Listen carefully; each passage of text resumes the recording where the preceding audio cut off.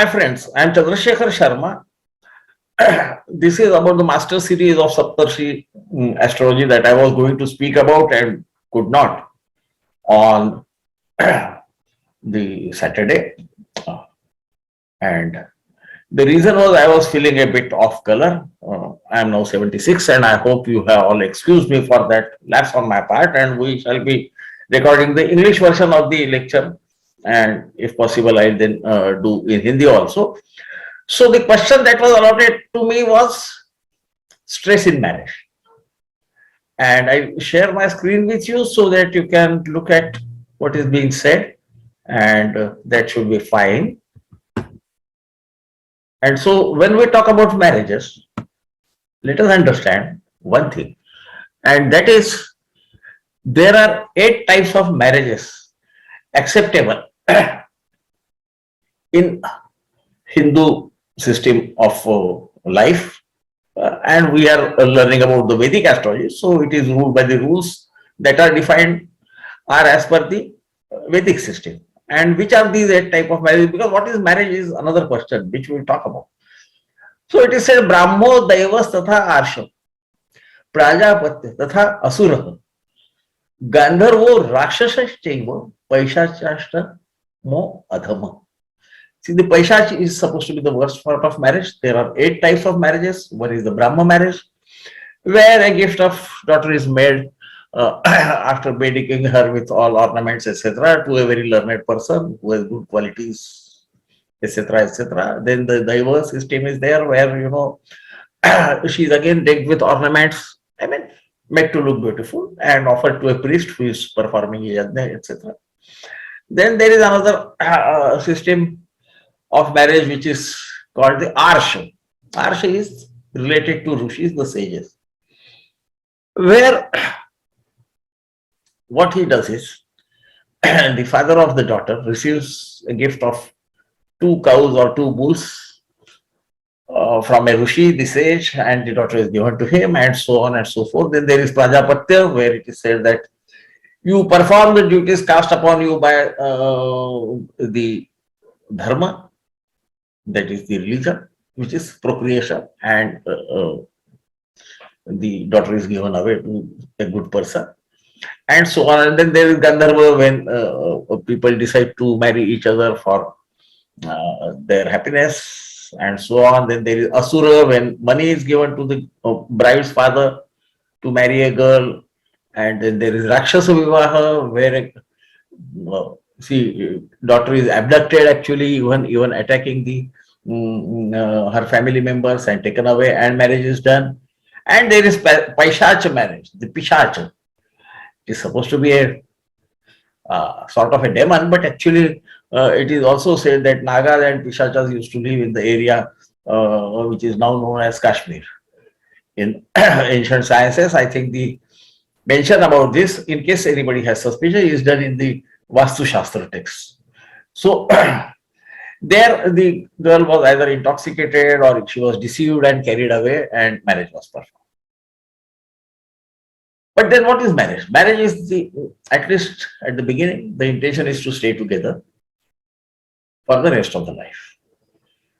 So the question is, why stress in marriage? And I'll give you this another slide where all those marriages which are recognized are accepted. You may go through it. It's up to you. I have described it. So why there is stress in marriage is something, and people assume that it is a modern phenomenon. See, marriage will be stressful because it is coming together of 2 people from 2 different cultures and try to live together, adjusting to each other's habits and systems and culture. They could be coming from different cultures, they could be from the same culture, from near family or distant family, and so on and so forth. So stress in marriage is not something which is unusual. We should not consider it to be unusual. It is part of the system till both of them learn to, the husband and wife learn to stay together, accepting each other's negatives and positive, and create something good out of it. So it is coming together of 2 people. That is why the Lagna, the ascendant, and the 7th house are considered for marriage. The ascendant is the Jataka himself or herself. Seventh house is the spouse, whether male or female, depending on the Jataka being male or female. And they are coming together with an intention to live together is marriage, and stress will be there. So all that utopian theory of marriages being stress free is, it's okay, but it's not always stress. The stress could be very less, minimal, almost non-existent, or could go to a great extent, which then puts stress in the marriage. So why this stress comes? How does it come? So let us understand one thing, that the seventh house is called Dyunasthana. One of the names is Dyunasthana. Dyun means lamenting, playing, sorrowful. So sometimes if they are together and happy, then it can be called playing. So we must understand the names given to the bhavas to understand what exactly they are. Another name, so there can be sorrow, there can be stress, there can be happiness. It's not unusual to have that. That is why one of the names of the seventh house is Dyunastha. Another name is Chittotha, that which arises out of mind. So now it will be not very difficult to understand what could be the factors that operate and which can cause more stress or less stress. Then Uttar Kalamrita, one of the texts by Kalidas, calls it also a house of Parajita, being defeated. Those who have gone through the Prashna Shastra also know that the seventh house is called the king who attacks, and the Lagna is the king who stays at his own place. And the idea is fighting between the two. That is also seen from the seventh house, which we generally assume to be only related to marriage. So there will be a competition between the two, the Jataka and the spouse, for some time, whether it will result in fights, whether it will be a relation of something, so breakup of marriage, or whether it will be coming together of two minds, which is called as treaty, if we can call it that, in case of two kings fighting. Both have their own egos and understanding. And Atma Bal, the Lagna, the ascendant, is also known as the Bhava of Atma. Atma is self. That means assuming that I am different from others and I must be respected, if one of the part of the Lagna, the ascendant. And now this ascendant has to merge with the seventh bhava. All those bhavas which are 180 degrees opposite to each other are opposite in nature, but when they converge, something beautiful is created. So like fourth house is Sukhasthana, the house of happiness, your own house, your mom and everything. If you don't work, which is exactly opposite, the 10th house, karma, then it is very difficult for you to get a house of your own and happiness also. So these two can be in a way opposite to each other, but they can converge. So what can cause the maximum stress? General assumption is Mars, when powerful, can cause stress or something like that. That is called as Kuja dosha. But let us go to Bhavartha Ratnakara and find out what he says. He says, Kutumba Dara Randreshu. Kutumba is the second bhava, Dar is the seventh bhava, Randra is the eighth bhava. Chaturthe Vyabhepiva, fourth house and 12th house. In any of these or all of these, Sita, Kujascha, Shukrascha. Sita, here Sita can also be one of the names for Venus, but since Venus is mentioned separately as Shukra, I'm sure you know the Sanskrit names also, though you follow English much better since I'm talking in English. Kuja is Mars, and Sita here means moon. And here they are not talking about strength, they are talking about the weakness. Sita Kujascha Shukrascha Balahino Dvidarada. If these are weak and placed in these houses, either the second house of family, so problems could be in the family. Dara is the seventh house. So the stress between husband and wife. Randra, the end of something old and beginning of something new. Fourth house, house of happiness, or mother of the Jataka, and obviously father-in-law of the spouse, whichever way you look at it. Happiness as such, house the we can see the situation at home, whether it is good or bad or whatever. And the 12th house, the house of bed pleasures.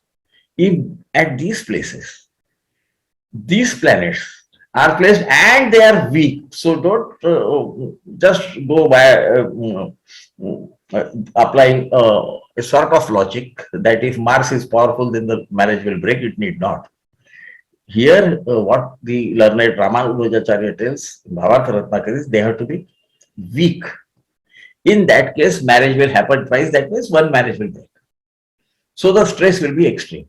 So obviously, as these planets gain strength, the marriage is more likely to be stable. So for less stress, this planet better be strong is what we have to understand. And just for the sake of, I am doing this faster because I am still not well and want to complete it. I am giving the chart of Michael Jordan who married twice. Look at this chart. Mars is afflicted by Rahu, so weak in the second house. Whether all of these should be there, all of them can be weak and placed in those houses, or they can be at different houses. Because if your mind is weak, you may not be able to handle the stress that is involved in coming together with an unknown person for a complete period of life. Moon is not in the 8th house, it is in the 6th house, but in the 8th Rashi and in debility. So Mars is weak, Moon is weak. And Venus is also placed in the 7th house. And if you look at the degrees, it is 19 degrees some minutes, which means it is in its Rashi, Navansha of debility. So Venus is also weak. Since, of course, Moon was at a different place, she remained in that marriage for some time, but then broke the marriage and married somebody else. I have given the, in the description below the dashas and other orders so that you can understand what was happening at that time.